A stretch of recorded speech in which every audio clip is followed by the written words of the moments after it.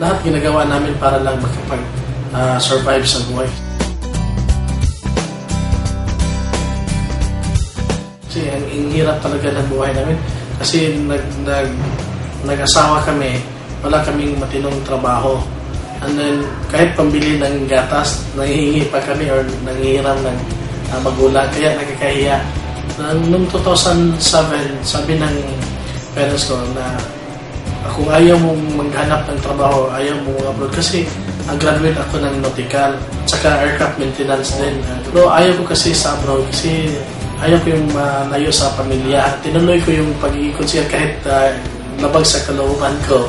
Pero noong 2008, yung pinsan ko, nagsishare sa akin ng AIM Global. Napaka-negative ko naman sa networking. Dati maraming kumpanya nag-invite sa akin. Pero hindi ako naniniwala sa networking kasi hindi ko pa yan naintindihan. Kaya sabi ko sa pinsan ko na hindi ako sasama yan.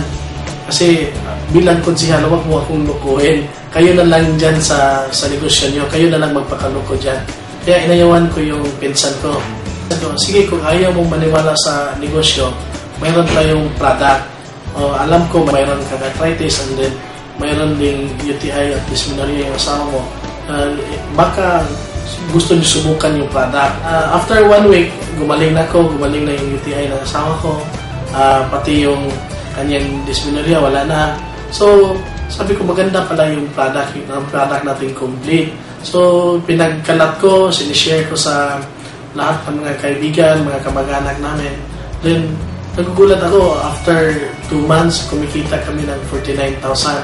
Pero ayaw ko pa yung maniwala na sabi ko, baka hindi yan totoo, baka hindi yan ibigay yung 49,000 na yan.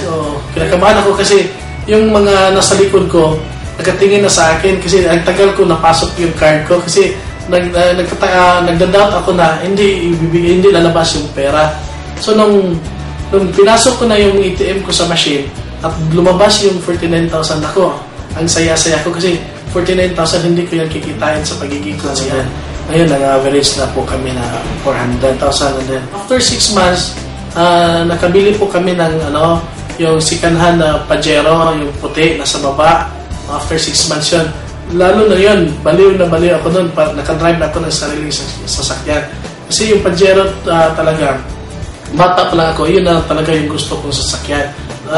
Patuloy naging mahataw, tinatrabaho yung business.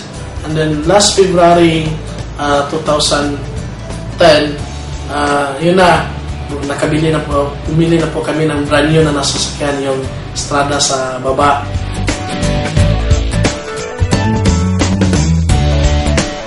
Grabe power, ito mangyari sa'yo. Pag mag-AIM Global ka, ito na talaga. And then sinabay namin, pinatayo namin itong building. Kasi dati itong building na to, dito kami nakatira, pero lumang bahay to. Pag mulan, tumutulo yung bubong, yung mga semento sa bubong nahuhulog.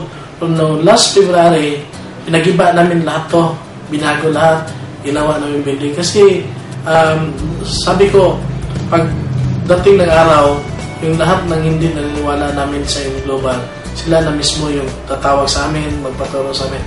Kaya ito, nagawa itong bahay, yung second floor, ginawa namin office. Nakuha namin yung promo sa Singapore. Gabi, napakasaya. Iba pala talaga pagkasama sa grupo.